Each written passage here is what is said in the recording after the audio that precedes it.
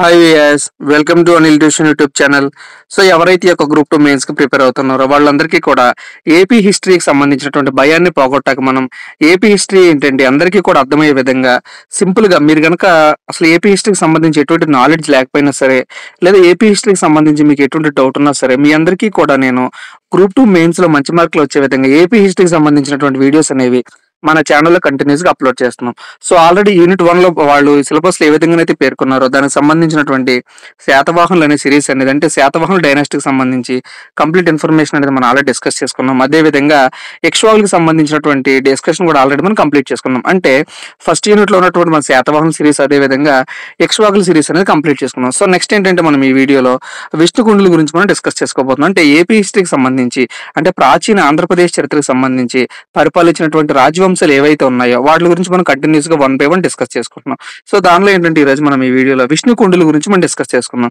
అసలు యొక్క విష్ణుకుండులు అనే వాళ్ళు ఏ విధంగా వచ్చారు, ఈ యొక్క విష్ణుకుండిన వాళ్ళకి సంబంధించిన రాజకీయ చరిత్ర అనేది ఏ విధంగా ఉంది, ఈ యొక్క విష్ణుకుండిన వాళ్ళ పరిపాలన అనేది ఏ విధంగా సాగింది, వీళ్ళ కాలంలో ఉన్నటువంటి మత పరిస్థితులు ఏ విధంగా ఉన్నాయి, అదే విధంగా వీళ్ళ కాలంలో ఆర్థిక పరిస్థితులు అనేవి ఏ విధంగా ఉన్నాయి, వాణిజ్యం అనేది వీళ్ళు ఏ విధంగా చేశారు, అదే విధంగా వీళ్ళ యొక్క ఇంత గొప్పగా ఉన్నటువంటి యొక్క విష్ణుకుండిన వంశం అనేది ఏ విధంగా పతనమైంది, ఇవన్నీ కూడా మనం ఈ వీడియోలో డిస్కస్ చేసుకుందాం. కాబట్టి ఎవరు కూడా స్కిప్ చేయకుండా ఎండ్ వరకు చూడండి.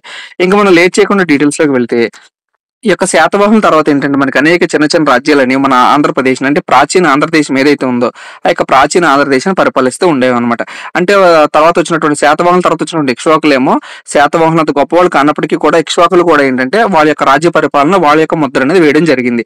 సో తర్వాత వచ్చినటువంటి చిన్న చిన్న రాజ్యాలు అంటే ఆనంద గోత్రికులు కానీ, లేదా బృహత్పలాయలు కానీ, లేదా శాలంకాయలు కానీ, వీళ్ళందరూ కూడా ఏంటంటే చాలా షార్ట్ టర్మ్ డ్యూరేషన్ అనమాట. అంటే చాలా కొంతకాలం మట్టికి వాళ్ళ యొక్క పరిపాలన అనేది సాగింది. అదే విధంగా వాళ్ళ పరిపాలనకు సంబంధించినటువంటి ఆధారాలు మనకి స్పష్టంగా లేనందువల్ల వాళ్ళ గురించి మనం డిస్కస్ చేసుకోవడం లేదు. బట్ ఏంటంటే ఎగ్జామ్ పాయింట్ ఆఫ్ వ్యూలో మనకి ఏ విధంగా అయితే సిలబస్ లో మెన్షన్ చేశారో అదే విధంగా మనం చదువుకుంటున్నాం అనమాట. టైం ఉంటే కనుక నేను వాళ్ళ గురించి కూడా వీడియోస్ అనేవి చేస్తాను. అంటే ప్రస్తుతం ఏంటంటే మనం సిలబస్ లో ఏ విధంగా అయితే మెన్షన్ చేశారు, అంటే ఫస్ట్ శాతవాహనం మెన్షన్ చేశారు కాబట్టి ఆల్రెడీ డిస్కస్ చేసుకున్నాం. అదేవిధంగా ఇక్ష్వాకులు కూడా మెన్షన్ చేశారు కాబట్టి ఇక్ష్వాకులకు సంబంధించినటువంటి కంప్లీట్ గా ఇన్ఫర్మేషన్ అనేది మనం డిస్కస్ చేసుకున్నాం. సో తర్వాత ఏంటంటే మనకి విష్ణుకుండులు అని మెన్షన్ చేశారు కాబట్టి సిలబస్ లో మనకి, సో దీని గురించి మనం తెలుసుకుందాం. సో ఏంటంటే ఇప్పుడు మనకి దక్షిణంలో ఆల్రెడీ శాలంకాయలు ఎప్పుడైతే మనకి ప్రాచీన ఆంధ్రదేశంలో, ప్రత్యేకించి దక్షిణ భారతదేశంలో దక్షిణాంధ్రలో ఏంటంటే మనకి శాలంకాయలు ఆల్రెడీ మనకి పరిపాలన అనేది కొనసాగిస్తూ ఉన్నారనమాట. సో అప్పటికే ఈ యొక్క శాలంకాయలు క్రీస్తు శకం 300 నుంచి 600 సంవత్సరంలో వాళ్ళ యొక్క పరిపాలన అనేది కొనసాగిస్తున్నప్పుడు వీళ్ళకి సమకాలికులుగా ఉన్నటువంటి వాళ్ళు ఎవరంటే కనుక మనకి ఈ యొక్క విష్ణుకుండులు. ఈ యొక్క విష్ణుకుండులు అనేవాళ్ళు ఎప్పుడైతే యొక్క శాలంకాయలు ప్రాచీన దక్షిణాంధ్రాన్ని, అంటే దక్షిణంగా ఉన్నటువంటి ఆంధ్రదేశం ఏదైతే ఉందో దీన్ని పరిపాలిస్తున్నప్పుడు వీళ్ళు ఏంటంటే కృష్ణానదికి ఉత్తరాన ఉన్నటువంటి తెలంగాణ ప్రాంతం నుంచి, ప్రత్యేకించి తెలంగాణ ప్రాంతంలో ఉన్నటువంటి మహబూబ్ నగర్, అదేవిధంగా రంగారెడ్డి జిల్లాలు ఏవైతే ఉన్నాయో ఆ మీదుగా, అంటే అక్కడ ఉన్నటువంటి ప్రాంతాల మీదుగా వీళ్ళు ఏంటంటే నార్త్ నుంచి, అంటే ఉత్తరం వైపు నుంచి మనకి దక్షిణం వైపుకి వీళ్ళు ఏంటంటే రాజ్యానికి రావడం జరుగుతుంది అనమాట. అంటే క్రీస్తు శకం 500 వీళ్ళు రాజ్యానికి రావడం జరుగుతుంది. అంటే శాలంకాయలు ఏమో క్రీస్తు శకం 300 నుంచి 600 మధ్యలో పరిపాలించడం జరిగింది. వీళ్ళేమో క్రీస్తు శకం 500 వచ్చారు. అంటే ఏంటి, ఈ యొక్క 500 అనేది ఈ యొక్క క్రీస్తు శకం 300కి 600కి మధ్యలో ఉంది కాబట్టి ఈ యొక్క సమకాలికులు అని చెప్పుకోవచ్చు అనమాట. అంటే శాలంకాయలు ఎవరైతే ఉన్నారో వీళ్ళు పరిపాలిస్తున్నప్పుడు ఈ యొక్క విష్ణుకుండులు కూడా రాజ్య పరిపాలన అనేది చేశారని చెప్పి చెప్పుకోవచ్చు అనమాట. ఇంకోటి ఏంటంటే ఈ యొక్క చరిత్రకారుల అభిప్రాయం ప్రకారం ఏంటంటే కీలిహారన్ అనే ఒక చరిత్రకారుని అభిప్రాయం ప్రకారం వీళ్ళు ఏంటంటే గుంటూరు జిల్లాలోని వినుకొండను రాజధానిగా చేసుకుని వీళ్ళ యొక్క పరిపాలన అనేది కొనసాగింది అనమాట. అదేవిధంగా బిఎన్ శాస్త్రి చరిత్రకారుని అభిప్రాయం ప్రకారం మహబూబ్ నగర్ జిల్లాలోని అమరాబాద్ అనే ప్రాంతాన్ని వీళ్ళు రాజధానిగా చేసుకుని వీళ్ళ యొక్క పరిపాలన అనేది కొనసాగించడం జరిగింది. అదేవిధంగా తెలంగాణలో ఉన్నటువంటి నల్గొండ, అదేవిధంగా మహబూబ్ నగర్, అదేవిధంగా ఖమ్మం ప్రాంతాలు ఏవైతే ఉన్నాయో ఈ 3 ప్రాంతాలను కూడా కలిపి అప్పుడు ఏమని పిలిచేవాళ్ళు అంటే రుషిక మండలం అని పిలిచేవాళ్ళు అనమాట. ఈ విధంగా ఏంటంటే వాళ్ళు రుషిక మండలాన్ని రాజధానిగా చేసుకుని, అంటే ఒక పక్కేమో గుంటూరు జిల్లాను వినుకొండ రాజధానిగా చేసుకుని, అదేవిధంగా మహబూబ్ నగర్ జిల్లా అమరాబాద్ను రాజధానిగా చేసుకుని, అదేవిధంగా రుషిక మండలాన్ని రాజధానిగా చేసుకుని కొంతకాలం తర్వాత ఏంటంటే కొంతమంది రాజులు విజయవాడగా కూడా రాజధాని చేసుకుని వీళ్ళ యొక్క పరిపాలన అనేది కొనసాగించారు. ఈ విధంగా ఏంటంటే అనేక రాజధానులుగా ఏంటంటే వీళ్ళు చేసుకుని ఉన్నటువంటి ప్రాంతాలు, మనకు అనుకూలంగా ఉన్నటువంటి ప్రాంతాలు ఏవైతే ఉన్నాయో పరిపాలన సౌలభ్యం కొరకు ఏంటంటే వాళ్ళ యొక్క రాజధాని అనేది దగ్గరలో ఉంటుందని చెప్పి వాళ్ళు చూసుకోవడం, అదేవిధంగా అక్కడ ఉన్న రాజులు ఎవరైతే ఉన్నారో వాళ్ళు అనుకూలంగా ఉన్న రాజధాని వాళ్ళు ఎంచుకుని వాళ్ళ యొక్క పరిపాలన అనేది కొనసాగించడం జరిగిందనమాట. ఇంకోటి ఏంటంటే వీళ్ళు ముఖ్యంగా రాజ్య విస్తరణ అనేది ఏ విధంగా చేశారు అంటే ఇక్కడ ఉన్నటువంటి రాజులు పక్కనటువంటి రాజ్యాలతో ఏ విధంగా యుద్ధాలు చేశారు అనే దానికంటే ఏ విధంగా అక్కడ ఉన్నటువంటి పక్క రాజ్యాలతో వాళ్ళు స్నేహపూరితమైన సంబంధాలు నెలకొల్పి వాళ్ళ యొక్క రాజ్యాన్ని విస్తరణ చేశారంటే గనక మనం వాకాటకులతో, ప్రత్యేకించి వాకాటకులతో, అదే విధంగా అప్పుడు తమిళనాడుని పరిపాలిస్తున్నటువంటి, అంటే మన భారతదేశం విధంగా తీసుకున్నట్లయితే ఇక్కడ మనకి దక్షిణ ఉన్నటువంటి తమిళనాడు ప్రాంతం ఏదైతే ఉందో ఇక్కడ ఉన్నటువంటి ప్రాంతాన్ని కంచిని పరిపాలిస్తున్నటువంటి ప్రాచీన పల్లవులు ఎవరైతే ఉన్నారో వాళ్ళతో కూడా ఏంటంటే వీళ్ళు సంబంధాలు నెలకొల్పుకుని వాళ్ళ యొక్క రాజ్యాన్ని విస్తరించుకోవడం జరిగింది అనమాట. అంటే ఈ యొక్క వాకాటకులు ఎవరంటే ప్రస్తుతం అప్పుడు మన భారతదేశంలో ఉన్నటువంటి మహారాష్ట్ర, అదేవిధంగా మధ్యప్రదేశ్ ఏదైతే ఉందో, అంటే మధ్య భారతదేశాన్ని పరిపాలిస్తున్నటువంటి వాకాటకులు ఎవరైతే ఉన్నారో ఈ యొక్క వాకాటకులతో ఏంటంటే వీళ్ళు వాళ్ళ యొక్క రాజ్య విస్తరణ అనేది, అంటే వాళ్ళతో వీళ్ళు సంబంధాలను పెట్టుకోవడం జరిగింది అనమాట. ఏ విధంగా అంటే వైవాహిక సంబంధాల ద్వారా వీళ్ళు రాజ్య విస్తరణ అనేది చేయడం జరిగింది. ఇంకొకటి ఏంటంటే తమిళనాడు ప్రాంతంలో కంచిని పరిపాలిస్తున్న కంచి అనే ప్రాంతం ఏదైతే ఉందో ఆ ప్రాంతాన్ని పరిపాలిస్తున్నటువంటి ప్రాచీన పల్లవులతో కూడా ఏంటంటే వీళ్ళ యొక్క సంబంధాలను పెట్టుకుని వీళ్ళు ఏంటంటే రాజ్య విస్తరణ చేసుకోవడం జరిగింది. అంటే మనకి ఎగ్జామ్ పాయింట్ ఆఫ్ వ్యూ ఏ విధంగా అడుగుతాడంటే వాకాటకులతో సంబంధాలను ఏర్పరచుకుని వాళ్ళ యొక్క రాజ్య విస్తరణ చేసినటువంటి వంశం ఏది? ఆప్షన్ ఏ శాతవాహనులు, ఆప్షన్ బి ఇక్ష్వాకులు, ఆప్షన్ సి విష్ణుకుండినులు, ఆప్షన్ డి కాకతీయులు. ఈ విధంగా ఇస్తారంట. అంటే వాకాటకులతో ఉన్నటువంటి సంబంధాల ద్వారా రాజ్యాన్ని వ్యాప్తి చేసిన ఎవరు అని ఎగ్జామ్ పాయింట్ ఆఫ్ వ్యూ ఇస్తే ఏంటంటే మనకి ఆన్సర్ విష్ణుకుండులు అవుతుందన్నమాట. అదే విధంగా తమిళనాడు ప్రాంతంలోని కంచి ఏదైతే ఉందో ఆ కంచితో కూడా ఏంటంటే వీళ్ళు వైవాహిక సంబంధాల ద్వారా లేదా యుద్ధాల ద్వారా ఏంటంటే వాళ్ళ యొక్క రాజ్యాన్ని వీళ్ళు ఏంటంటే వ్యాప్తి చేసుకోవడం జరిగింది అనమాట.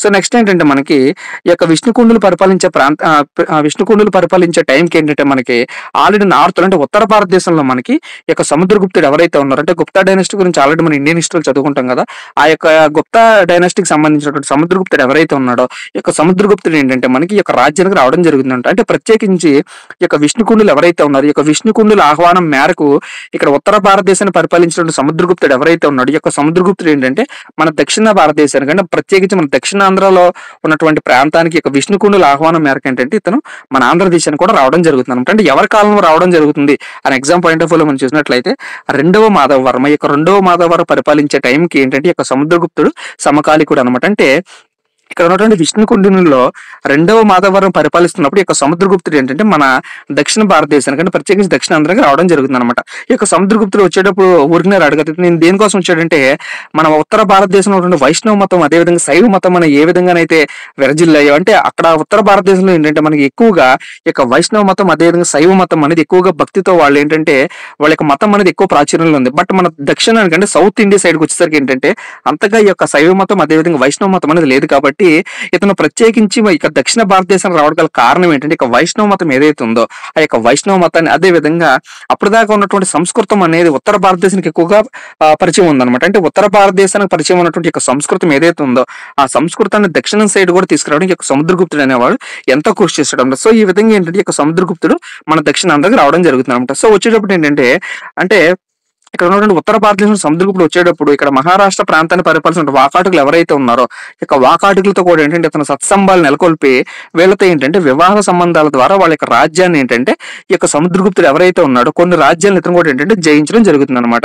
అంటే ఇక్కడ ఉన్నటువంటి సముద్రగుప్తుడు ఎవరైతే ఉన్నాడో ఈ యొక్క సముద్రగుప్తుడు మహారాష్ట్ర ప్రాంతాన్ని పరిపాలిస్తున్న వాకాటకులు ఎవరైతే ఉన్నారో ఈ యొక్క వాకాటిక శాఖతో ఏంటంటే వైవాహిక సంబంధాలు నెలకొల్పుకుంటాడు అనమాట. అంటే వివాహ సంబంధాలతో వాడి యొక్క రాజ్యాన్ని వ్యాప్తి చేసుకుంటాడు అనమాట. అంటే సముద్రగుప్తుడు అనేవాళ్ళు ఎంత గొప్ప డైనాసిటీ అయితే మనం ఆల్రెడీ చదువుకున్నాం కదా ఇండియన్ హిస్టరీలో, అంత గొప్ప డైనాసిటీ అంత గొప్ప చరిత్ర కలిగినటువంటి యొక్క సముద్రగుప్తుడు ఏం చేశాడు, మహారాష్ట్రలో ఉన్న వాకాటిక శాఖతో వాళ్ళ యొక్క వివాహ సంబంధాల ద్వారా తన యొక్క రాజ్యాన్ని వ్యాప్తి చేసుకున్నాడు అనమాట. అంటే వీళ్ళది కూడా గొప్ప వంశం చెప్పుకోవచ్చు అనమాట.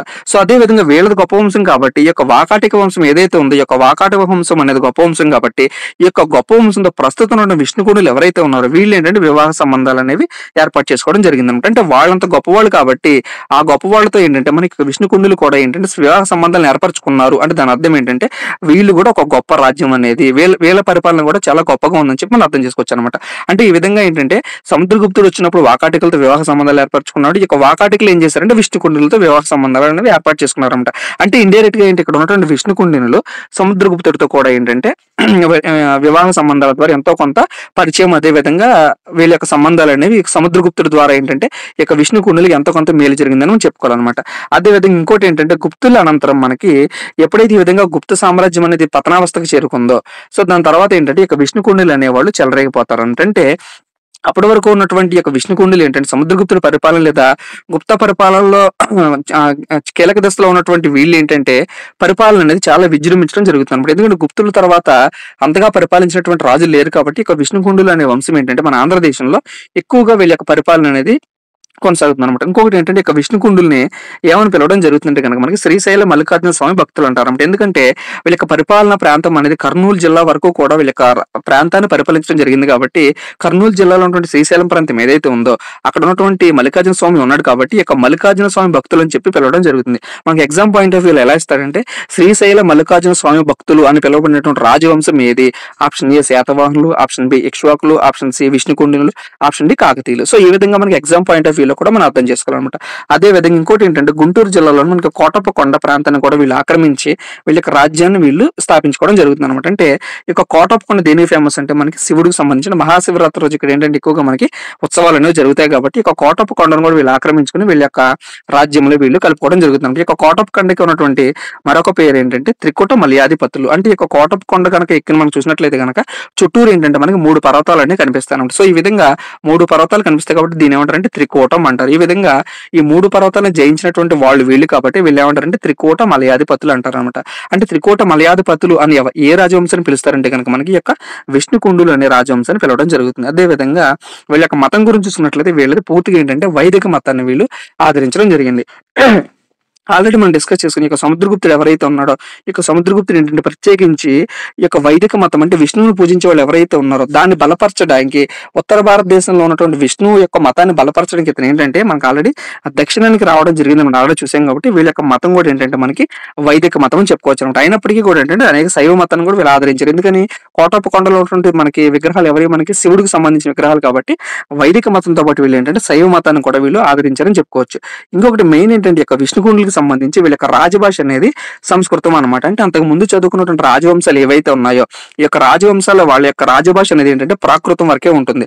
మీరు అబ్జర్వ్ చేసినట్లయితే శాతవాహనులు కానీ తర్వాత వచ్చిన ఇక్ష్వాకులు కానీ వాళ్ళ యొక్క రాజభాష ఏంటంటే మనకి సంస్కృతం ఉంటుంది అనమాట. కానీ మొట్టమొదటిసారిగా వాళ్ళ యొక్క రాజభాషను సంస్కృతంగా చేసుకుని పరిపాలించినటువంటి రాజవంశం ఏది అంటే కనుక మనకి యొక్క విష్ణుకుండులు అనమాట. అంతకు ముందు వరకు ఉన్నటువంటి రాజవంశాలన్నీ కూడా ఏంటంటే కేవలం ప్రాకృత భాషలోనే వాళ్ళ యొక్క శాసనాలు కానీ లేదా వాళ్ళ యొక్క అధికార భాష కానీ వాళ్ళ యొక్క రాజభాష కానీ వాళ్ళు ఏంటంటే ప్రాకృతం ఉపయోగించడం జరిగింది. అదే విధంగా ఇక విష్ణుకుండులకు సంబంధించి వీళ్ళ యొక్క అధికార లాంఛనం అంటే వీళ్ళ యొక్క నాణ్యాలు అనేవి ఏ విధంగా వాళ్ళ యొక్క నాణ్యాలను వీళ్ళు ముద్రించారంటే కనుక నంది బొమ్మగా ఉన్నటువంటి నాణ్యాలు అనేవి వీళ్ళు ముద్రించడం జరిగింది. అదేవిధంగా రాజలాంఛనం ఏంటంటే పంచాయతన సింహం అన్నట్టు పంచాయతన సింహం అనేది వీళ్ళ రాజలాంఛనంగా వీళ్ళు కలిగి ఉన్నారు. అదేవిధంగా ప్రస్తుతం మన ఆంధ్రప్రదేశ్ తీసుకున్నట్లయితే కనుక ఆంధ్రప్రదేశ్ యొక్క చిహ్నంలో మనకి ఏముంటుందంటే పూర్ణకొమ్మ ఉంటుంది కదా. ఈ యొక్క పూర్ణకొమ్మం కూడా వీళ్ళ యొక్క రాజలాంఛనం కింద ఉండేది అనమాట. అంటే విష్ణుకుండులు ఏ విధంగానైతే పూర్ణకొంబాన్ని వాళ్ళ యొక్క రాజలాంఛనం కింద ఉపయోగించుకున్నారో దానిని మనం గ్రహించి ఈ రోజు మన ఆంధ్రప్రదేశ్ యొక్క రాష్ట్ర చిహ్నం కింద మనం ఈ యొక్క పూర్ణకొంబాన్ని కూడా మనం స్వీకరించడం జరిగింది. అంటే ఈ విధంగా మనకి చరిత్ర నుంచి మన అనేక అంశాలు అనేవి ప్రస్తుతం ఉన్నటువంటి మన పరిస్థితులకు అనుగుణంగా తీసుకోవడం జరిగింది అనమాట.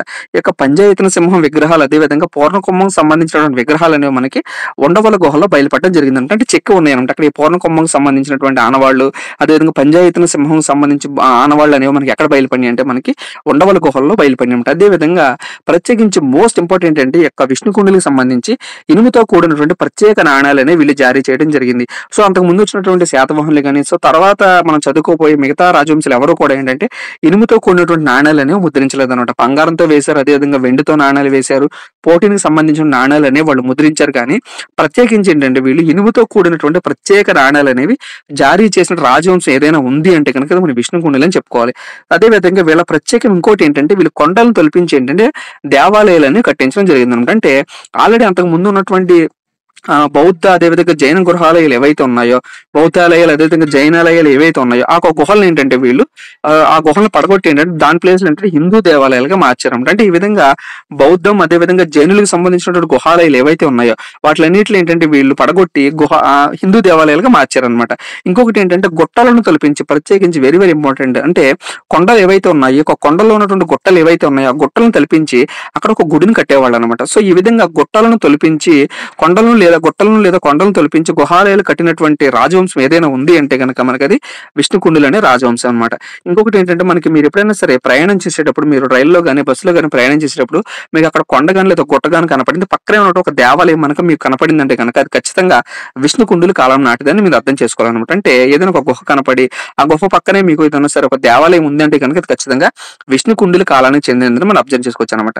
సో దీనికి సంబంధించి అసలు ఈ యొక్క గుహలు ఎక్కడెక్కడో అబ్జర్వ్ చేసినట్లయితే భైరవ కోన గుహలు ఇవి ఎక్కడ ఉన్నాయంటే ప్రకాశం జిల్లాలో ఉన్నాయి. ఇక్కడ ఏంటంటే శివుడిని వాళ్ళు పూజించడం జరిగింది. అదేవిధంగా ఉండవల్లి గుహలు ఎక్కడ ఉన్నాయి అంటే మనకి గుంటూరు డిస్టిక్ లో ఉన్నాయి ఇవి.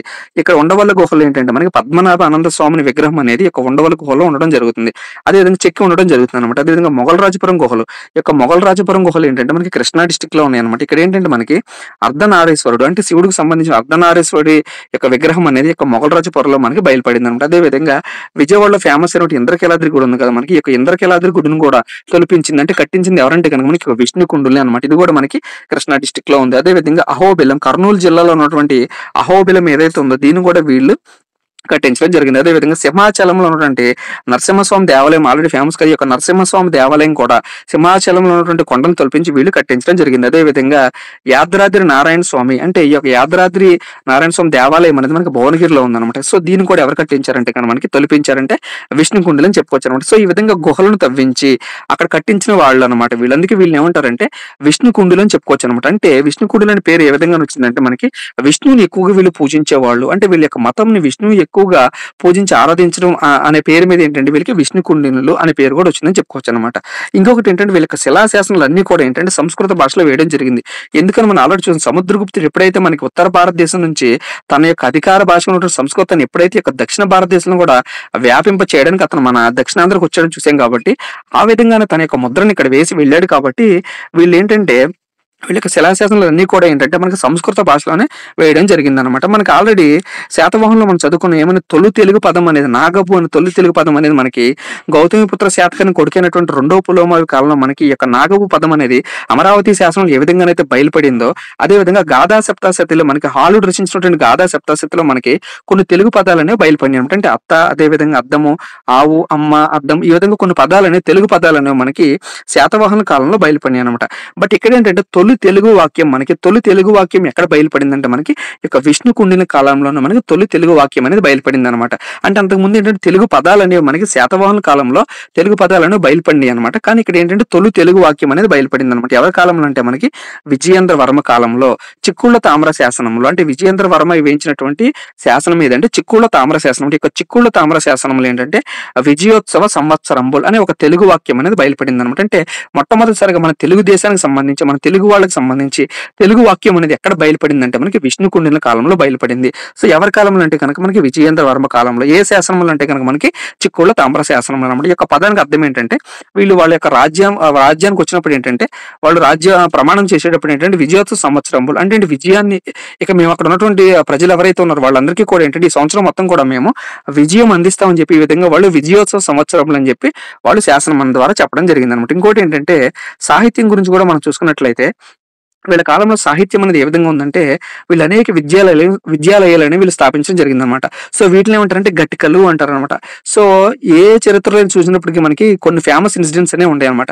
అంటే ఇక గట్టికలకు సంబంధించి ఫేమస్ అనమాట. ఇక గట్టికలు అంటే ఏంటంటే అప్పుడు ఉన్నటువంటి బ్రాహ్మణులు ఎవరైతే ఉన్నారో ఈ యొక్క బ్రాహ్మణులు అందరూ కూడా వాళ్ళ యొక్క విద్య నేర్చుకోవడానికి ఏం చేసేవాళ్ళు అంటే ఇప్పట్లో అప్పుడు ఏంటంటే మనకి స్కూల్ సపరేట్ గా ప్రైవేట్ స్కూల్స్ అదేవిధంగా కార్పొరేట్ స్కూల్స్ లేవు కాబట్టి ఈ యొక్క బ్రాహ్మణులు ఎవరైతే ఉన్నారో ఈ యొక్క బ్రాహ్మణులు అందరూ కూడా వాళ్ళ యొక్క విద్య నేర్చుకోవడానికి వీళ్ళు ఏంటంటే ఆ గట్టికలకు వెళ్ళేవాళ్ళు.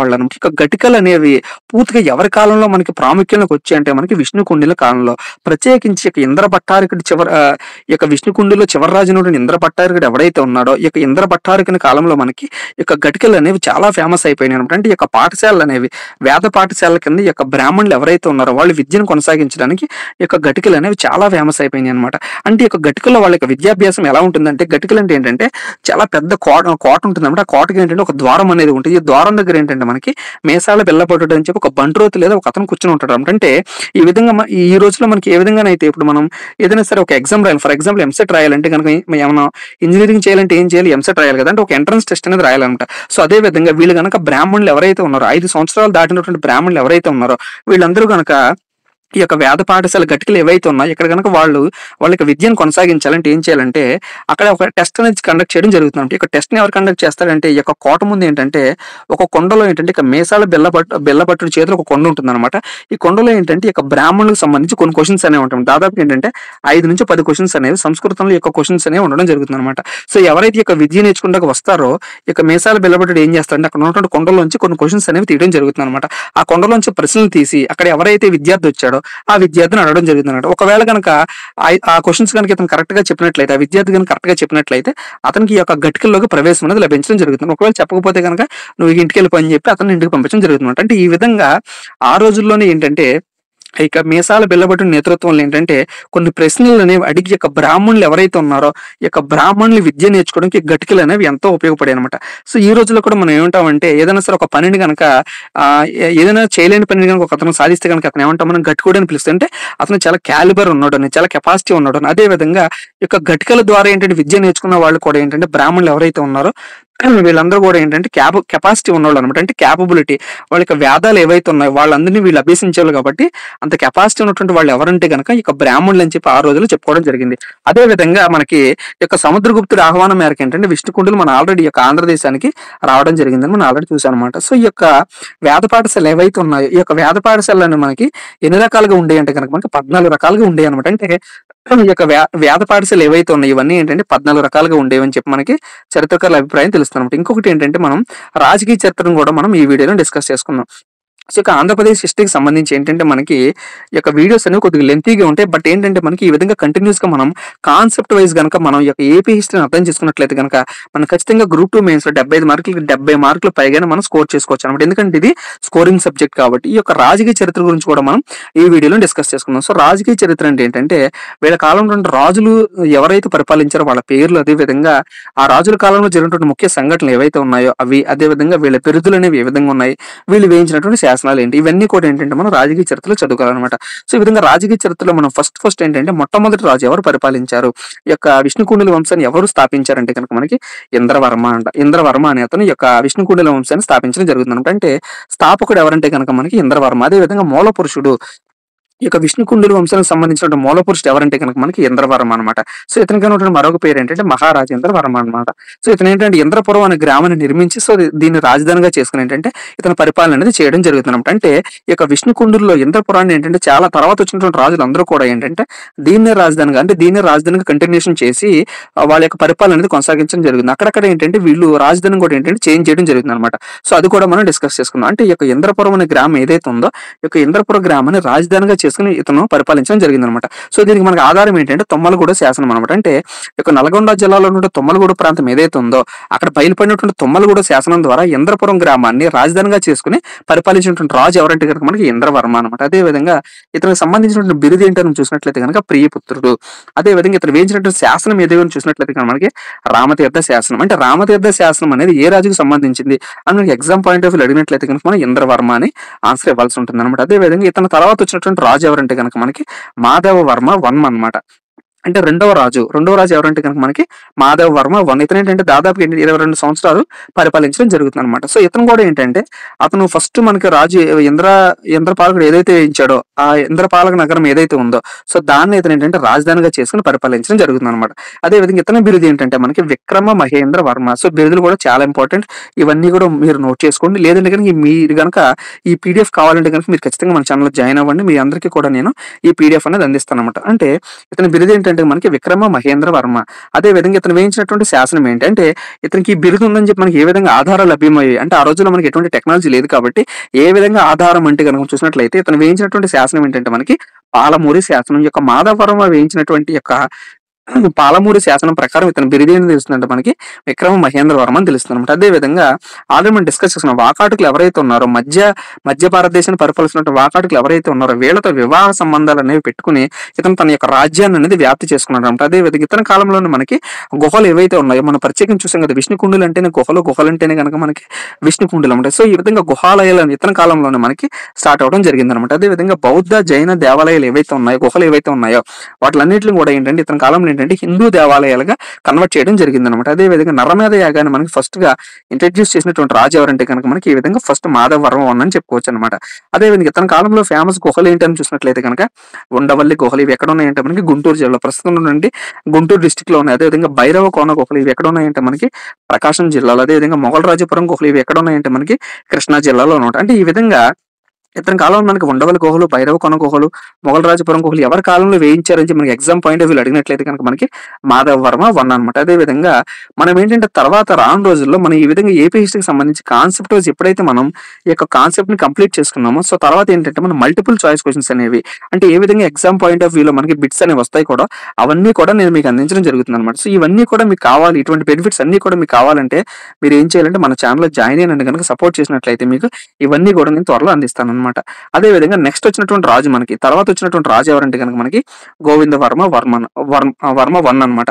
ఈ యొక్క గోవింద వర్మ 1 ఏంటంటే ఇతను కూడా తన యొక్క రాజధానికి ఏంటంటే ఇంద్రపాల నగరాన్ని కంటిన్యూ చేయడం జరిగిందన్నమాట. అంటే అంతకుముందు మాధవర్మ ఏ విధంగా అయితే ఇంద్రపాల నగరాన్ని రాజధానిగా చేసుకుని పరిపాలించాడు, ఇతను కూడా ఏంటంటే దాన్ని కంటిన్యూ చేసి తన రాజధాని కింద పరిపాలించడం జరుగుతుంది. సో ఇతనికి ఉన్నటువంటి బిరుదు ఏంటంటే కనుక మనకి విక్రమాశ్రయ అనే బిరుదు ఉంటుంది అనమాట. బిరుదులు అనేవి చాలా ఇంపార్టెంట్ అనమాట. సో ప్రతి ఒక్కరికి కొన్ని బిరుదులు అనేవి ఉంటాయి కాబట్టి ఈ బిరుదులని కూడా మీరు గుర్తుపెట్టుకోవాల్సి ఉంటుంది. సో ఇతనికి ఉన్నటువంటి బిరుదు ఏంటంటే విక్రమాశ్రయ అనే బిరుదు ఉంటుంది అనమాట.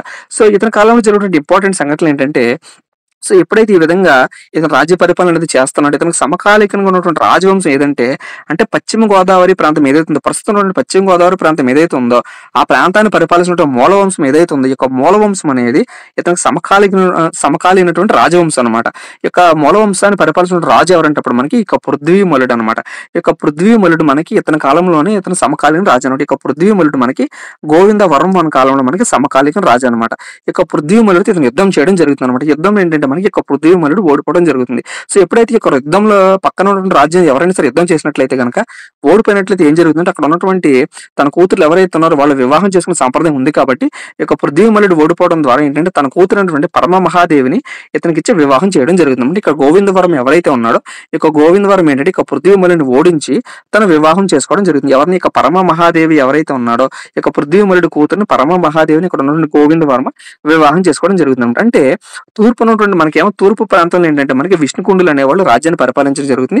పశ్చిమాన ఏంటంటే ఇక మూలవంశం వాళ్ళు మనకి పరిపాలించడం జరుగుతుంది. అంటే ఈ విధంగా తూర్పు పశ్చిమ ఉన్నటువంటి రెండు రాజవంశాలు అనేవి ఎప్పుడైతే ఈ యుద్ధం ద్వారా ఏం జరుగుతుందంటే కలిసిపోవడం జరిగింది అనమాట. ఎందుకని వైవాహిక సంబంధాల ద్వారా ఏంటంటే తన రాజ్యాన్ని కలుపుకున్నాడు కాబట్టి ఈ విధంగా ఏంటంటే వాళ్ళు మ్యారేజ్ పర్పస్ ద్వారా ఏంటంటే వీళ్ళు ఫ్రెండ్స్ అయిపోయారు అనమాట. అంటే పక్కన ఉన్నటువంటి రాజవంశం ఏదైతే ఉంది, మూలవంశం ఏదైతే ఉంది, మూలవంశం ఏమైందంటే వీళ్ళకి ఫ్రెండ్షిప్ అయిపోయింది. అంటే స్నేహపూర్వకంగా వీళ్ళకి రాజ్యాన్ని ఏంటంటే వాళ్ళు కలుపుకోవడం జరిగింది అనమాట. అదే విధంగా యుద్ధాల ద్వారా కూడా ఏంటంటే వాళ్ళు అనేక యుద్ధాల ద్వారా ఏంటంటే హెల్ప్ చేసుకోవడం జరిగింది అనమాట. ఎప్పుడైతే ఇక మూల వంశం వాళ్ళు అదే విధంగా ఇక విష్ణుకుండిల వాళ్ళ వైవాహిక సంబంధాలతో వాళ్ళ యొక్క రాజ్యాన్ని కలిపేసుకున్నారో, అంటే వాళ్ళ రాజ్యం మొత్తం కూడా ఎప్పుడైతే ఒకటిగా మారిపోయిందో తర్వాత ఎప్పుడైనా సరే కనుక పక్కన ఉన్నటువంటి రాజవంశాలు ఏవైతే అంటే పల్లవులు కానీ లేదా పైన ఉన్నటువంటి వేరే రాజ్యాలు కనుక ఎప్పుడైనా సరే వీళ్ళ మీద కనుక యుద్ధం వచ్చినట్లయితే వీళ్ళిద్దరూ కలిపి ఏంటంటే వాళ్ళతో ఏంటంటే యుద్ధం అనేది కొనసాగించడం జరిగింది అనమాట. అంటే ఈ విధంగా వాళ్ళు వాళ్ళ యొక్క రాజ్య విస్తరణ అనేది చేసుకోవడం జరిగింది అనమాట. ప్రత్యేకించి ఒక పరమ మహాదేవి ఎవరైతే ఉన్నారో ఈ యొక్క పరమ మహాదేవికి సంబంధించినటువంటి ఇంపార్టెంట్ ఇన్ఫర్మేషన్ ఏంటంటే ఇవి బౌద్ధ మతాభిమానం అనమాట.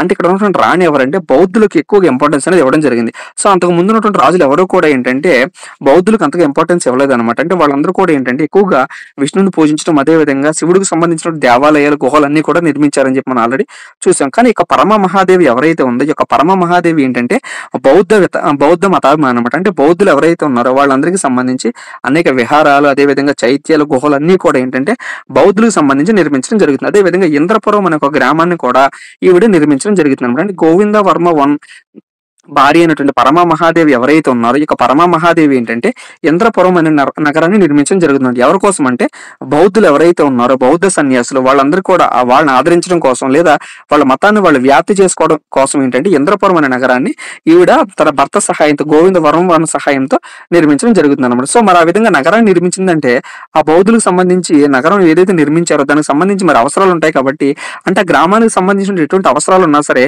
మరి వాళ్ళకి ఇన్కమ్ ఎలా వస్తుందంటే వీళ్ళు ఏం చేసేవాళ్ళంటే అక్కడ ఉన్నటువంటి పరిపాలించినటువంటి రాజవంశం ఏ రాజవంశం తీసుకున్నా సరే కొన్ని గ్రామాలనే దానం చేయడం జరిగింది అనమాట. అంటే ఈ యొక్క గ్రామాలను దానం చేయడం వల్ల ఏంటంటే ఆ గ్రామంలో ఉన్నటువంటి ఆర్థిక వనరులు ఏవైతే ఉన్నాయో ఇవన్నీ కూడా ఏంటంటే ఇక్కడ ఉన్నటువంటి బౌద్ధులు ఎవరైతే ఉన్నారో వాళ్ళు వినియోగించుకోవడం జరుగుతుంది అనమాట.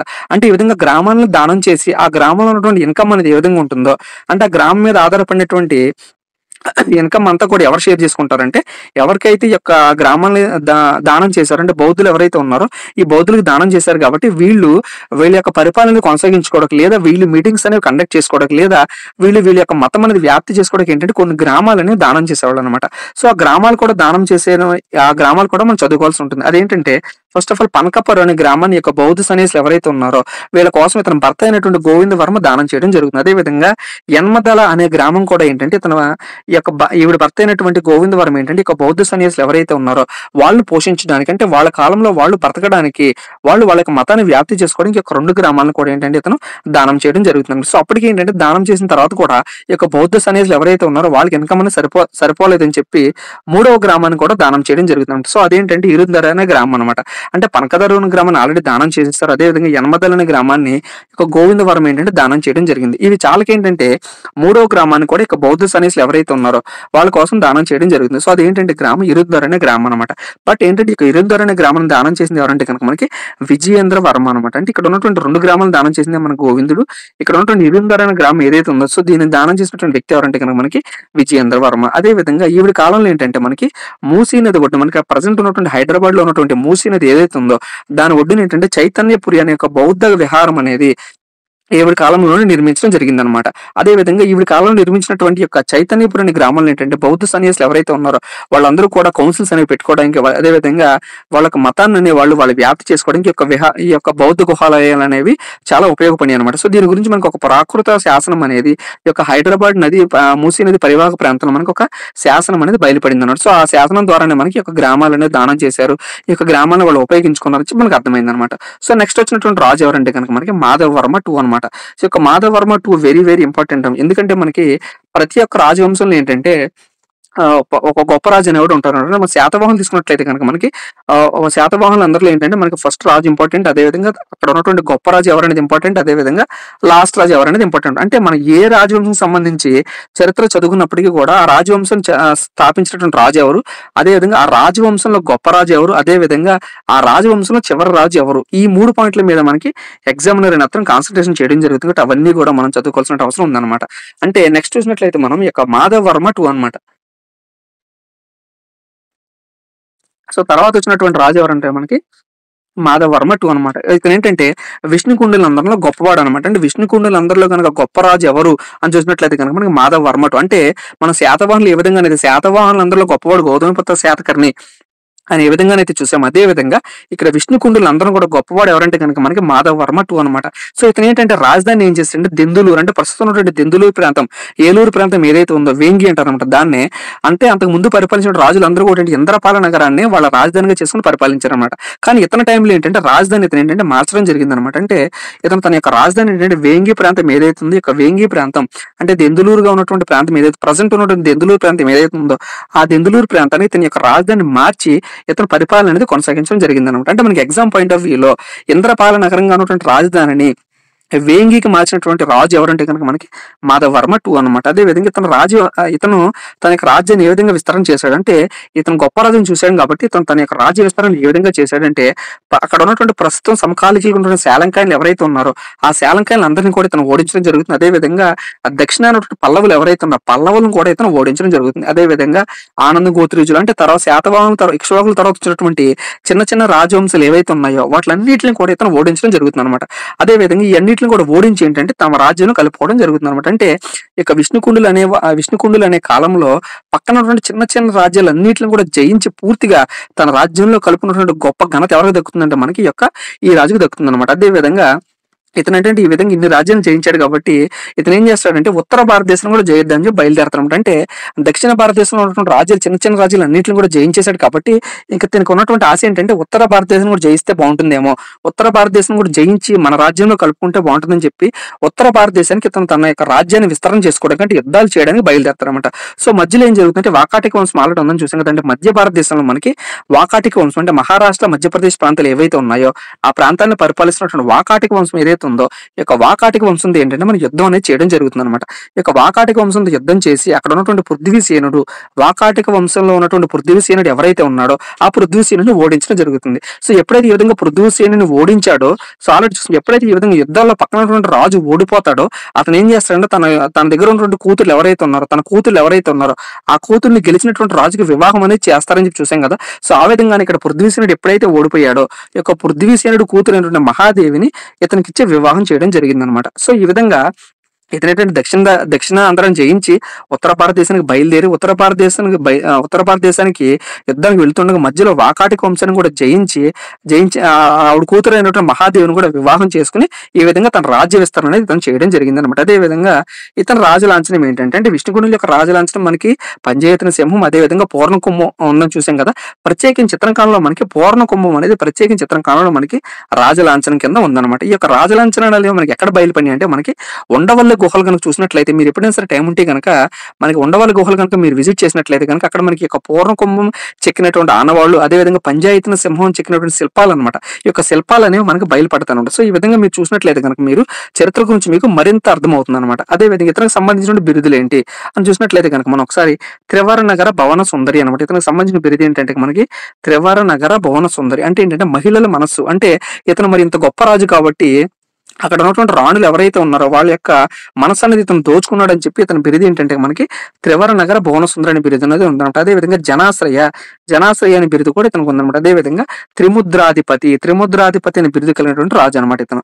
అదేవిధంగా ఇతను ఏంటంటే మనం ఆల్రెడీ గటికలను చూసాం కదా, అదే గటికల కింద మనకి ఇతను కూడా కొన్ని గటికలను ఏర్పాటు చేయడం జరిగిందనమాట. అవి ఏంటంటే రంగారెడ్డి జిల్లాలోని కేసరగట్టు వద్ద ఏంటంటే ఇతను ఎప్పుడైనా సరే ఇతను కూడా స్పెషాలిటీ ఏంటంటే ఇతను ఎప్పుడైనా సరే యుద్ధం చేసినట్లయితే కనుక ఆ యుద్ధం చేసినప్పుడు అక్కడ రాజు కనుక ఓడిపోయినట్లయితే అక్కడ అతను గుర్తుగా ఏం చేస్తాడంటే అంటే ఇక్కడ అతను జయించాను, ఆ ప్రాంతాన్ని నేను జయించాను అని చెప్పి అక్కడ ఏం చేస్తాడంటే ఇతను ఒక శివలింగాన్ని ఇతను స్థాపించడం జరుగుతుంది అనమాట. అంటే యుద్ధంలో ఎప్పుడైతే పక్క రాజ్యం మీదకి అతను దండెత్తినప్పుడు ఆ రాజు ఓడిపోతాడో దాని గుర్తుగా ఏం చేస్తాడంటే అక్కడ ఒక శివలింగం అనేది ఇతను ప్రతిష్ఠిస్తాడు అనమాట. ఈ విధంగా శివలింగాన్ని ప్రతిష్ఠించినటువంటి రాజు ఎవరంటే కనుక మొట్టమొదటిసారిగా మనకి ఈ రాజు అనమాట.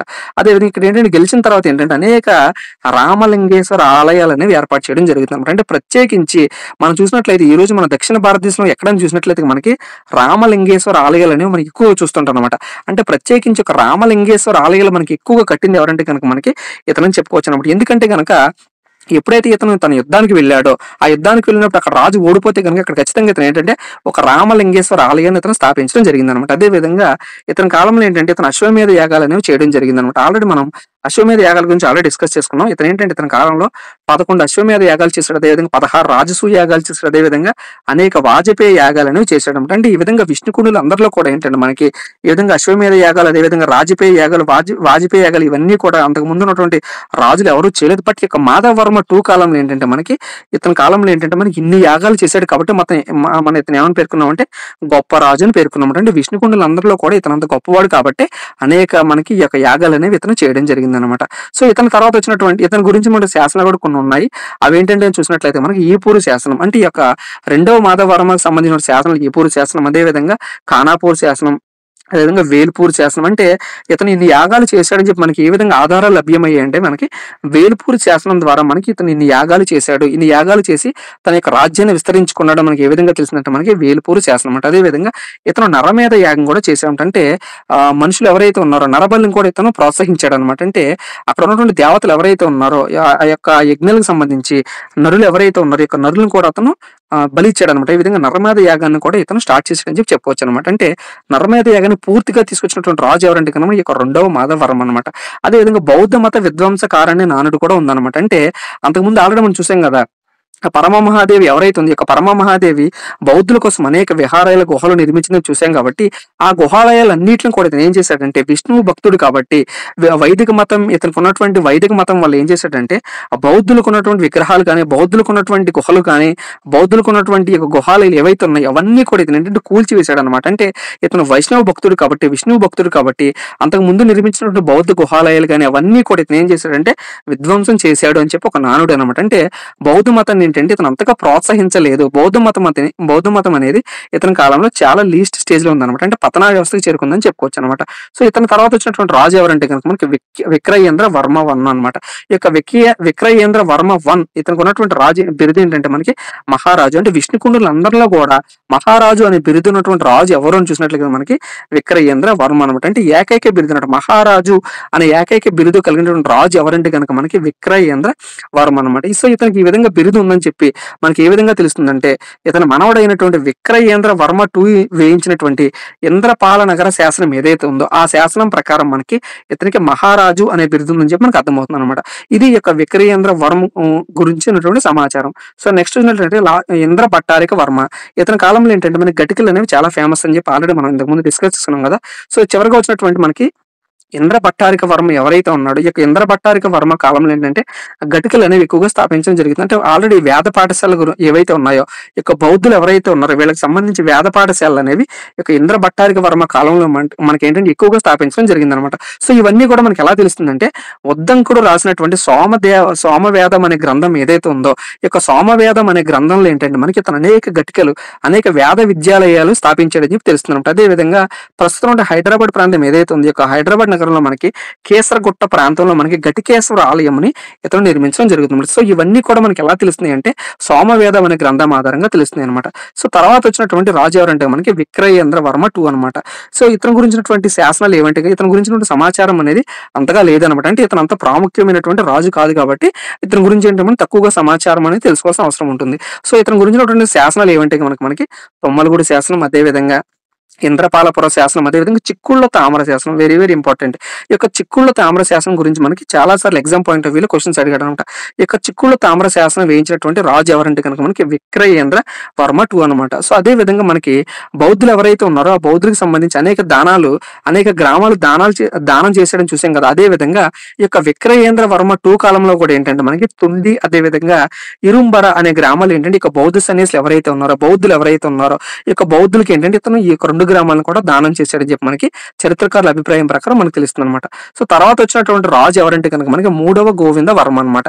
ఈ యొక్క 3వ గోవింద వర్మ స్పెషాలిటీ ఏంటంటే ఇతని కాలంలో ఏంటంటే నేరస్తులు ఎవరైతే ఉన్నారో వాళ్ళని గుర్తించడానికి అనేక దివ్య పరీక్షలు అనేవి చేశారని చెప్పి మనం చూడొచ్చు అనమాట. అంటే ఆల్రెడీ మన ఇక్ష్వాకుల్లో కూడా ఏంటంటే చివరిగా వచ్చినటువంటి రాజు ఎవరైతే ఉన్నాడో అతను ఏంటంటే దివ్య పరీక్షలు చేశాడని చూసాం కదా. సో అదే విధంగా అతని కంటే కఠినంగా అయితే ఏంటంటే 3వ గోవింద వర్మ కాలంలో ఏంటంటే మనకి ఈ యొక్క దివ్య పరీక్షలు, అంటే నేరం కనుక ఎవరైనా చేసినట్లయితే వాళ్ళని రుజువు చేయడానికి, వాళ్ళు నేరస్తులా కాదా అని చెప్పి వాళ్ళు గ్రహించడానికి అయితే ఏంటంటే కొన్ని దివ్య పరీక్షలు అనేవి చేయడం జరిగిందండి. ఈ దివ్య పరీక్షలు కూడా ఏంటంటే చాలా కఠినంగా ఉండే అంటే సలసలా కాగుతున్నటువంటి నూనె ఏదైతే ఉందో ఆ నూనెలో ఇతన్ని వేయడం జరుగుతుంది అనమాట. అతని పాదాలు కనుక కాలిపోయినట్లయితే కనుక అతను నేరం చేసినట్లే, అలా కాకుండా అతని పాదాలు కాలకుండా కనుక అతను బయటకు వచ్చినట్లయితే కదా అతను నేరం చేయనట్టు అనమాట. ఈ విధంగా దివ్య పరీక్షలు అనేవి చేయడం జరిగింది. అదే విధంగా పాముల పుట్టలో చేర్లు పెట్టడం, అంటే పాముల పుట్ట ఏదైతే ఉందో దాంట్లో కనుక చేయి పెట్టినట్లయితే, పాము కనుక కాటేసినట్లయితే కనుక అతను నేరం చేసినట్టు కనుక, అలా కాకుండా కనుక పాము కనుక వదిలేసినట్లయితే ఇతను నేరం చేయనట్టు. అంటే ఈ విధంగా కొన్ని రకాల దివ్య పరీక్షలు అనేవి, అదేవిధంగా ఏనుగులతో కూడా తొక్కించడం, అదేవిధంగా గోడ మీద బాణాలు వేయడం, గోడ మీద నుంచోబెట్టి ఏంటంటే బాణాలు అనేవి వేయడం జరిగింది అనమాట. ఆ బాణాలు అనేవి కనుక అతనికి తగిలినట్లయితే కనుక అతను నేరం చేసినట్లు, ఒకవేళ కనుక బాణాల నుంచి అతను తప్పించుకుంటే కనుక అతను నేరం చేయనట్టు. అంటే ఈ విధంగా ఆ దివ్య పరీక్షలు అనేవి ఇతని కాలంలో చేయడం జరిగింది అనమాట. సో ఇతనికి ఉన్నటువంటి బిరుదు ఏంటంటే కనుక వెరీ వెరీ ఇంపార్టెంట్, న్యాయాశ్రయ అనే బిరుదు అనేది ఉందన్నమాట. అదే విధంగా అనిశిత వివిధ ధర్మాశ్రయ అనే బిరుదు కలిగినటువంటి రాజు ఎవరంటే కనుక మనకి యొక్క 3వ గోవింద వర్మ అనమాట. ఈ యొక్క 3వ గోవింద వర్మ కాలంలో దివ్య పరీక్షలు జరిగేవి. అదే విధంగా ఇతని కాలంలో మనకి న్యాయాశ్రయ అనే బిరుదు కూడా ఇతనికి ఉందన్నమాట. సో ఇతను ఏంటంటే రాజధాని విజయవాడకి మార్చాడు అనమాట. అంటే అంతకు ముందు ఏంటి మనం ఏం చూసాం, అతను ఉన్నటువంటి రాజధాని ఇంద్రపాల నగరంగా ఉన్నటువంటి రాజధాని ఏం చేశాడంటే వేంగి లేదా ఏలూరుకు మార్చడం చూసాం కదా. బట్ ఇతని కాలంలో ఏంటంటే రాజధానిని ప్రస్తుతం ఉన్నటువంటి విజయవాడ లేదా విజయపురం అనే పిలిచేవాడు. అప్పట్లో ఈ యొక్క విజయవాడకి ఇతని యొక్క రాజధాని అనేది మార్చడం జరిగింది అనమాట. అదే విధంగా ఇతని కొడుకు ఏంటంటే విక్రయేంద్ర వర్మ అని చెప్పి ఇతని కొడుకు విక్రయేంద్ర వర్మ ప్రకారం ఏంటంటే కొన్ని కథల ప్రకారం ఏంటంటే ఇతను ఏంటంటే ఒక రథం కావాలని చెప్పి ఇతని కొడుకు విక్రయేంద్ర వర్మ ఏంటంటే నాకు ఒక రథం కావాలని చెప్పి ఇతని తండ్రిని అడగడం జరుగుతుంది అనమాట. సో ఇతను ఏం చేస్తాడంటే విదేశాల నుంచి తన కొడుకు కోసం ఏంటంటే ఒక రథం అనేది తెప్పించడం జరుగుతుంది అనమాట. సో ఈ విధంగా ఒక రథం అనేది తెప్పించి యొక్క విక్రయేంద్ర వర్మ ఏం చేస్తాడంటే ఆ రథంతో ఏంటంటే విజయపుర వీధుల్లో, అంటే విజయవాడ నగర వీధుల్లో ఏంటంటే ఇతను ఈ విధంగా ఊరేగుతూ ఉంటాడు అనమాట. సో ఈ విధంగా ఊరేగుతున్నప్పుడు ఏంటంటే అక్కడ పక్కన ఒక ముసలావిడ కూర్చుంటుంది అనమాట. ఆ ముసలావిడ ఏంటంటే చింతకాయలు ఉంటాయి కదా, చింతకాయలు అమ్ముతూ ఏంటంటే రోడ్డు పక్కన ఆ యొక్క ముసలావిడ అనే ఆవిడ కూర్చుంటుంది అనమాట. సో అతను మనవడు ఏం చేస్తాడంటే చూసుకోకుండా రోడ్డు మీదకి రావడం వల్ల ఈ యొక్క రథం కింద పడి చనిపోతాడు అనమాట. సో ఈ విధంగా చనిపోయిన తర్వాత ఇతనికి ఆల్రెడీ ఏమని బిరుదుంది అంటే న్యాయాశ్రయ అని బిరుదుంది కదా. అంటే న్యాయాన్ని తూచా తప్పకుండా పాటించేవాడు అనమాట. అంటే తన రాజ్యంలో ఉన్నటువంటి ప్రజలు ఎవరైతే ఉన్నారో వాళ్ళందరూ కూడా ఖచ్చితంగా న్యాయాన్ని ఫాలో అవ్వాలి అని చెప్పి ఇతను ఆల్రెడీ బిరుదుంది కాబట్టి ఇదే విధంగా ఇతనికి ఉన్నటువంటి బిరుదు ప్రకారం ఇతను ఏం చేస్తాడంటే ఎప్పుడైతే ఈ విధంగా రథం కింద పడి ఆ ముసలావిడి మనవడు ఎవడైతే ఉన్నాడో ఆ ముసలావిడి మనవడు చనిపోయినప్పుడు అక్కడ ఉన్నటువంటి ప్రజలందరూ కూడా ఏంటంటే ఇక రాజు దగ్గరికి వచ్చి ఏంటంటే ఈ యొక్క రాజవంశం ఈ యొక్క రాజు దగ్గరికి వచ్చి ఏం చెప్తారంటే మీ కొడుకు ఆ యొక్క రథం ద్వారా ఏంటంటే మా యొక్క మనవడిని చంపేశాడని చెప్పి ముసలావిడ ఎవరైతే ఉంది ఇక ముసలావిడ చెప్పడం జరుగుతుంది అనమాట. సో ఇతను ఏం చేస్తాడంటే ఇతను ఏంటి మనం ఆల్రెడీ చూసాం న్యాయానికి ఎక్కువగా ఇంపార్టెన్స్ ఇస్తాడు కాబట్టి తన కొడుకును కూడా లెక్క చేయకుండా, అంటే తన కొడుకు ఒక ఒక వ్యక్తి మరణానికి కారణమయ్యాడని చెప్పి ఆ యొక్క విజయవాడలో ఏంటంటే పురవీధులు బహిరంగంగానే తన కొడుకుని ఉరి తీయడం అనేది జరుగుతుందన్నమాట. అంటే ఇతను గొప్పగా అంత న్యాయానికి అంతగా ఇంపార్టెన్స్ ఇచ్చాడని చెప్పుకోవచ్చు అనమాట. సో దీన్ని చూసినటువంటి ప్రస్తుతం ఉన్నటువంటి ఇంద్రకీలాద్రి మీద ఉన్నటువంటి అమ్మవారు ఎవరైతే ఉన్నారో ఇతను చేసినటువంటి యొక్క పనిని చూసి అంటే తన కొడుకుని ఏంటంటే తన కొడుకును కూడా లెక్క చేయలేదన్నమాట. న్యాయానికి తన కొడుకును కూడా లెక్క చేయకుండా తన కొడుకును కూడా ఉరి తీశాడని చెప్పి ఇంద్రకీలాద్రి మీద ఉన్నటువంటి అమ్మవారు ఏంటంటే ఏడ్చారని చెప్పి మనకి అనేక కథలు అనేవి ప్రాచుర్యం ఉన్నమాట. సో ఈ విధంగా ఈ యొక్క అమ్మవారు ఏడ్చేంచంటే అమ్మవారు ఏం చేసిందంటే కనకవర్షం అనేది కురిపించింది అనమాట. అంటే ఒక వారం రోజుల పాటు బంగారంతో కనకవర్షం అనేది కురిపించిందని చెప్పి మనకి అనేక కథలు అనేవి ప్రాచుర్యంలో ఉన్నాయి అనమాట. సో ఇవన్నీ కూడా మనకి ఎలా తెలుస్తుంది అంటే ప్రబోధ చంద్రోదయం అనే ఒక గ్రంథం ఉంటుంది. ఆ గ్రంథంలో ఏంటంటే దీనికి సంబంధించిన ఇతివృత్తాంతం అదేవిధంగా దీనికి సంబంధించిన కథలన్నీ కూడా మనకి ఎక్కడ ఉన్నాయంటే మనకి ప్రబోధ చంద్రోదయం అనే గ్రంథం ద్వారా మనకి తెలుస్తుంది అనమాట. సో చివరిగా వచ్చేసాం అనమాట మనం ఈ యొక్క విష్ణుకుండికి సంబంధించినటువంటి చివరి రాజు ఎవరిని చూసినట్లయితే మనకి మంచన భట్టారికుడు. అంటే బిఎన్ శాస్త్రి అభిప్రాయం ప్రకారం విష్ణుకుండిలో ఉన్నటువంటి చివరి రాజు ఎవరంటే కనుక మనకి మంచన భట్టారికుడు. సో ఇతనికి ఉన్నటువంటి మరొక పేరు ఏంటంటే ఇంద్ర భట్టారికుడు. అంటే మనకి ఇంద్ర భట్టారికుడు చివరివాడు, అదేవిధంగా మంచన భట్టారికుడు కూడా ఇక విష్ణుకుండిలో చివరివాడు అనమాట. అంటే ఇతని కాలంలో ఏంటంటే ఇక విష్ణుకుండిల వంశం అనేది పతనా వ్యవస్థకు చేరుకుంటుంది అనమాట. సో ఏ విధంగా మనకి ఈ విధంగా మన భారతదేశ పట్టణం తీసుకున్నట్లయితే కనుక మనకి ఇక్కడ ఒరిస్సా ప్రాంతాన్ని మనకి కళింగ ప్రాంతం అంటాం కదా. ఇక ఒరిస్సా ప్రాంతాన్ని ఆల్రెడీ మనకి కారవేలుడు అనే అతను ఇక పరిపాలిస్తూ ఉంటాడు. ఈ యొక్క కారవేలుడు రాజ్యాల కింద మనకి 3 చిన్న చిన్న రాజ్యాలు ఉంటాయి అన్నమాట. ఇక 3 చిన్న చిన్న రాజ్యాలు ఏంటంటే మనకి సింహపురి, అదేవిధంగా దేవరాష్ట్ర, అదేవిధంగా మటారులు, ఈ విధంగా చిన్న చిన్న 3 రాజ్యాలు అనేవి ఉంటాయి అనమాట. సో ఈ యొక్క 3 రాజ్యాలు ఎవరంటే ఇక విష్ణుకుండులు ఎవరైతే ఉన్నారో ఈ యొక్క విష్ణుకుండులు వాళ్ళ యొక్క సామంతుల కింద ఏంటంటే వీళ్ళ యొక్క 3 చిన్న చిన్న రాజ్యాలు ఏంటంటే వాళ్ళు సామంతుల కింద పెట్టి వాళ్ళు తన యొక్క రాజ్యాన్ని పరిపాలించడం జరుగుతుంది అనమాట. సో ఎప్పుడైతే ఈ విధంగా సామంతులు అనే వాళ్ళు వీళ్ళ దగ్గర నుంచి ఈ యొక్క 3 రాజ్యాలను గ్రహించి ఈ యొక్క 3 రాజ్యాలను వాళ్ళు పాలించడం జరుగుతుందో వీళ్ళు వాళ్ళంత గొప్ప వాళ్ళు కాకపోవడం వల్ల ఏంటంటే వీళ్ళ యొక్క పతనం అనేది స్టార్ట్ అవుతుంది అనమాట. ఈ యొక్క రెండవ మాధవరం అని చూసాం కదా. ఈ యొక్క రెండవ మాధవరం ఏం చేస్తాడంటే ఈ యొక్క సింహపురి, అదేవిధంగా దేవరాష్ట్ర, అదేవిధంగా మరాఠు ప్రాంతాలు ఏవైతే ఉన్నాయో ఈ యొక్క ప్రాంతాలన్నింటిని కూడా ఇతను జయిస్తాడనమాట. అంటే ఇతను జయించే టైంకి ఏంటంటే సముద్రగుప్తుడు మనకి నార్త్ నుంచి అంటే ఉత్తర భారతదేశం నుంచి దక్షిణానికి దండెత్తి వచ్చాడని చూసాం కదా. సో ఈ విధంగా సముద్రగుప్తుడు ఏంటంటే మనకి ఇతని కాలంలోనే మనకి దండెత్తి ఇక్కడ ఉన్నటువంటి 3 రాజ్యాలు ఏవైతే ఉన్నాయో ఈ యొక్క దేవరాష్ట్ర, అదేవిధంగా మరాఠా రాజ్యాలు ఏవైతే ఉన్నాయో ఇవన్నీ కూడా ఏంటంటే అతను జయించడం జరుగుతుంది అనమాట. సో ఈ విధంగా ఇతను జయించిన తర్వాత మనం ఆల్రెడీ చూసుకున్నాం మిత్రవంశం ఏదైనా చూసాం మనకి మూల వంశం అంటే పశ్చిమ గోదావరి ప్రాంతం ఏదైతే ఉందో దాన్ని పరిపాలించినటువంటి వంశం ఏదంటే కనుక మూల వంశం. ఇక మూల వంశంలో ఉన్నటువంటి రాజులు ఎవరంటే కనుక మనకి మూలరాజు, అదేవిధంగా ప్రభాకర మహాదేవుడు, అదేవిధంగా పృథ్వీమలుడు, అదేవిధంగా హరివర్మ అనమాట. సో ఈ నలుగురులో ఏంటంటే మనకి పృథ్వీమలుడు ఎవరైతే ఉన్నాడో ఈ యొక్క పృథ్వీమలుడు ఏంటంటే మనకి పల్లవులు ఎవరైతే ఉన్నారో అంటే దక్షిణ భారతదేశాన్ని పరిపాలించిన పల్లవులు ఏంటంటే వీళ్ళ మీదకి దండయాత్రకి రావడం జరిగింది. ఎవరి మీదకి ఇక విష్ణుకుండుల మీదకి దండయాత్రకి రావడం జరుగుతుంది అనమాట. సో దీన్ని ఇక్కడ విష్ణుకుండులు పరిపాలించిన రాజు ఎవరంటే కనుక ఇంద్ర భట్టారికుడు. ఈ యొక్క ఇంద్ర భట్టారికుడు ఏం చేస్తాడంటే ఈ యొక్క పృథ్వీమలుడు ఎవరైతే ఉన్నాడో ఇతని సహాయం అనేది అర్థించడం జరుగుతుంది అనమాట. అంటే వీళ్ళు మిత్రవంశాలు కాబట్టి అంటే వీళ్ళందరూ కూడా ఫ్రెండ్స్ కాబట్టి ఈ పృథ్వీమలుడు ఏం చేస్తాడంటే ఇక ఇంద్ర భట్టారికుడి సహాయంతో మనకి యొక్క పల్లవులు అనే వాళ్ళని ఓడించడం జరుగుతుంది అనమాట. అదే విధంగా ఈ యొక్క పృథ్వీమలుడికి సంబంధించిన ఇంపార్టెంట్ శాసనం ఏదైనా చూసినట్లయితే మనకి గోదావరి శాసనం అంటే ఇక గోదావరి శాసనం ప్రకారం ఏంటంటే చొటాయిక అనే గ్రామాన్ని కూడా అండి ఇక పృథ్వీమలుడు దానం చేసినట్టు మనకు తెలుస్తుంది అనమాట.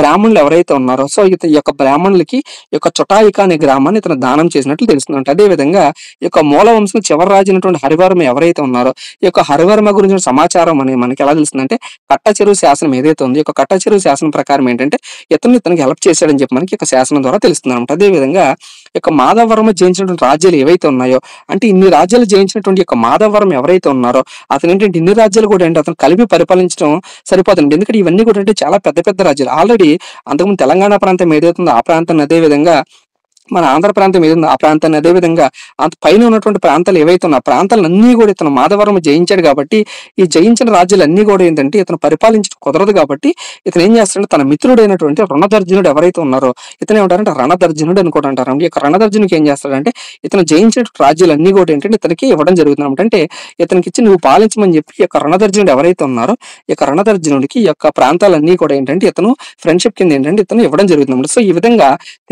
తిను జయించిన రాజ్యాలు ఏవైతే ఉన్నాయి ఇవన్నీ కూడా ఏంటంటే రణదర్జునుడు కిందకి వెళ్ళిపోతాయి. ఈ యొక్క రణదర్జునుడు ఏంటంటే ఈ యొక్క మాధవవర్మ జయించినటువంటి ప్రాంతాలన్నీ కూడా ఏంటంటే ఇతను పరిపాలించడం జరుగుతుంది అనమాట. సో ఈ విధంగా ఈ యొక్క రణదర్జునుడు పరిపాలిస్తున్నప్పుడు అంటే ఇతను ఈ యొక్క రెండవ మాధవవర్మ అంత గొప్పవాడు కాకపోవడం వల్ల ఏంటంటే దీన్ని ఆసరాగా తీసుకున్నటువంటి పశ్చిమ చాళుక్యులు అంటే పశ్చిమంగా ఉన్నటువంటి చాళుక్యులు వాళ్ళని ఏమంటారంటే పశ్చిమ చాళుక్యులు అంటారు. ఈ యొక్క పశ్చిమ చాళుక్యులు పరిపాలిస్తున్నటువంటి రాజు ఎవరంటే కనుక మనప్పుడు రెండవ పులకేశి. ఈ యొక్క రెండవ పులకేశి చాలా గొప్పవాడు. ఎందుకంటే మనకి హర్షవర్ధన్ కూడా ఇతను ఓడించేసాడు అనమాట. సో ఈ విధంగా పశ్చిమ చాళుక్యులను పరిపాలించిన రెండవ పులకేశి ఎవరైతే ఉంటాడో ఈ యొక్క రెండవ పులకేశి క్రీస్తు 611 ఏంటంటే ఈ రాజ్యం మీదకి దండెత్తడం జరుగుతుంది. ఇక విష్ణుకుండుల వంశం మీదకి దండెత్తడం జరుగుతుంది. అంటే రెండవసారి ఏంటంటే క్రీస్తు శకం 624లో దండెత్తడం జరిగింది. అంటే మొట్టమొదటిసారి 611లో ఒకసారి ఇతను దండెత్తి ఇతను యుద్ధం చేయగలడా లేదని చూసుకుంటాడు. సో యుద్ధం చేయగలను అన్న కెపాసిటీ ఇతనికి ఉంది కాబట్టి రెండవసారి ఏంటంటే క్రీస్తు శకం 624లో ఇక విష్ణుకుండుల వంశం ఏదైతే ఉందో ఈ యొక్క విష్ణుకుండుల వంశంలో ఉన్న చివరి రాజు మీదకి ఏంటంటే ఆ దండెత్తి ఆ చివరి రాజు అయినటువంటి వీళ్ళని తను ఓడించడం జరుగుతుంది అనమాట. ఈ విధంగా